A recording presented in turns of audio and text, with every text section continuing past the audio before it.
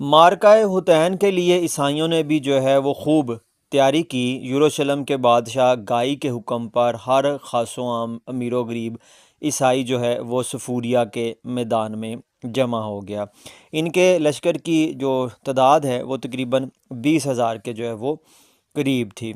اور پھر ایک دن مخبر خبر لے کے آئے کہ صلاح الدین ایوبی نے اپنی فوج کے ساتھ دریائے اردن پار کر لیا ہے اور اب وہ تبریہ کی بلندیوں میں خیمہ زن ہے۔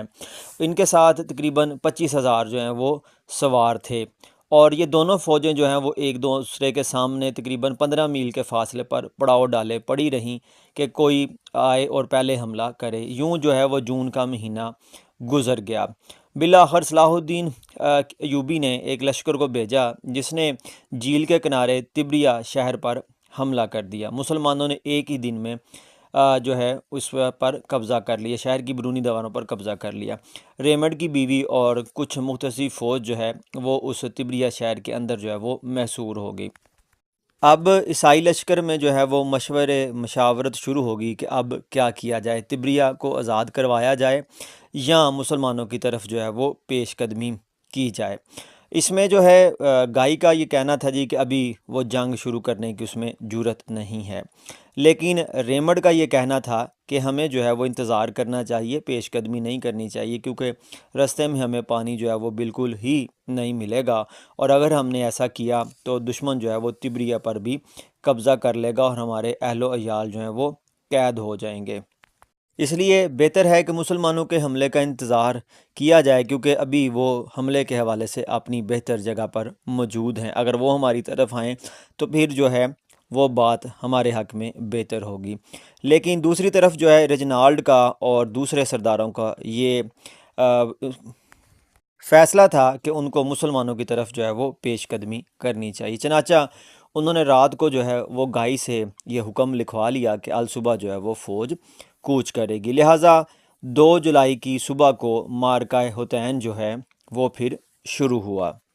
عیسائی فوج نے اپنے لشکر سے جب کوچ کرنا شروع کیا تو ان کا خیال تھا کہ دوپہر تک وہ اسلامی لشکر کو جا لیں گے اور شام تک ان کی صفوں کو چیرتے ہوئے نکل جائیں گے، کیونکہ مسلمانوں کے پیچھے 600 فٹ گہرا جو ہے وہ نشیب تھا، اور عیسائیوں کا یہ منصوبہ تھا کہ مسلمانوں پر زور سے حملہ کریں گے اور ان کو پیچھے دھکیلتے ہوئے اس نشیب میں گرا کر فنا کر دیں گے، اور جو باقی بچ جائیں گے وہ قلعہ تبریہ کی زد میں آ جائیں گے۔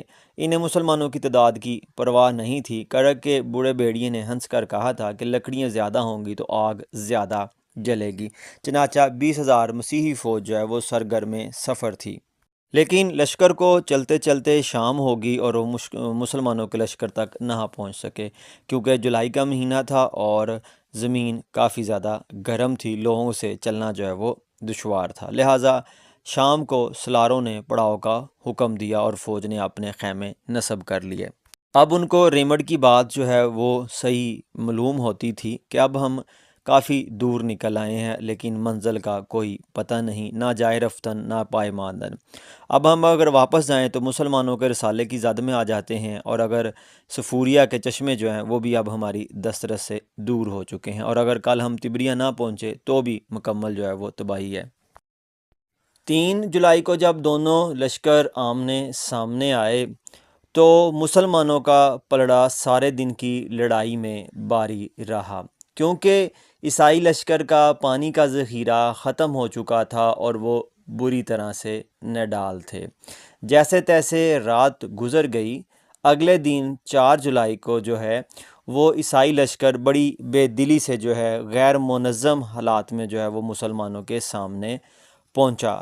کہتے ہیں کہ وہ انسانوں کی بجائے انسانی سائے معلوم ہوتے تھے، پانی اور اپنی زندگی کے لیے بڑی جاں فشانی سے لڑے۔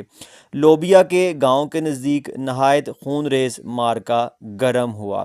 لوبیا کا گاؤں سنگلاخ پہاڑوں کی تمام چوٹیوں کے سائے تلے واقع تھا۔ یہ چوٹیاں کرن الحطین کہلاتی تھیں۔ اس مارکے میں پیادے سواروں سے علیحدہ ہو گئے عیسائی رسالہ پیادوں اور نیزہ برادروں کی حمایت سے محروم ہو گیا۔ صلیبی سرداروں نے اسلامی لشکر کی مضبوط صفوں پر پے در پے کئی پرجوش حملے کیے، لیکن بے سود۔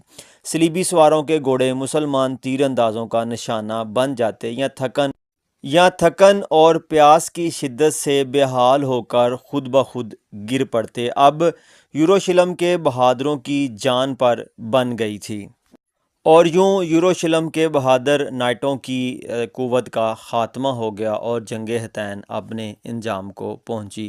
صلیبی فوج کا نام و نشان تک نہ رہا۔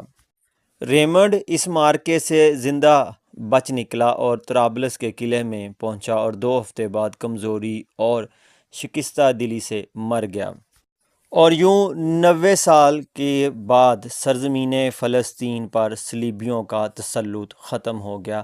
سلطان نور الدین زنگی ساری عمر اسی دن کے خواب دیکھتا رہا، لیکن اب یہ خواب صلاح الدین ایوبی نے 2 دن میں پورا کر دیا۔ صلاح الدین ایوبی کے سامنے گائی اور اس کے بھائی املراک آفلوگان کو پیش کیا گیا، تو صلاح الدین ایوبی نے شربت پیش کیا گائی کو، جو گائی نے پھر اپنے بھائی کو دے دیا، جس پر سلطان نے کہا کہ یہ شربت صرف تمہیں دیا ہے، تمہارے بھائی کو نہیں دیا۔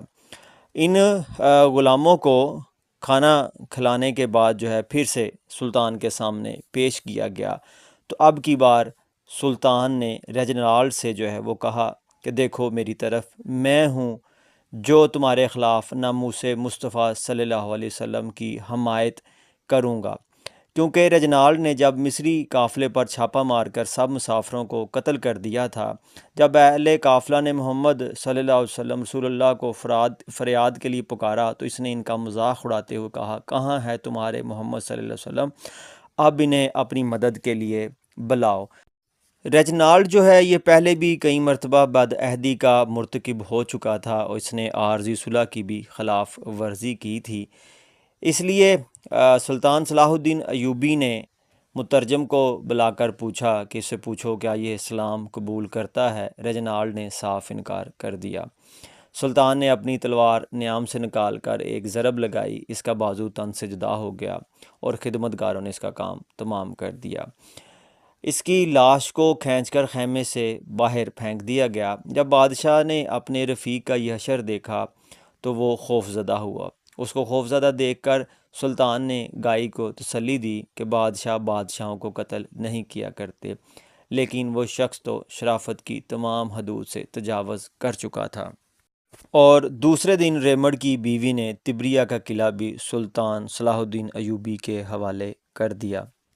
اس فتح کے بعد باقی ماندہ قلعوں میں بھی جو لشکر تھا اس کی تعداد پہلے ہی بڑی کم تھی، اور کئی سردار اور نائٹ مارکہ حطین میں یا تو مارے گئے تھے یا پھر قیدی بنا لیے گئے تھے۔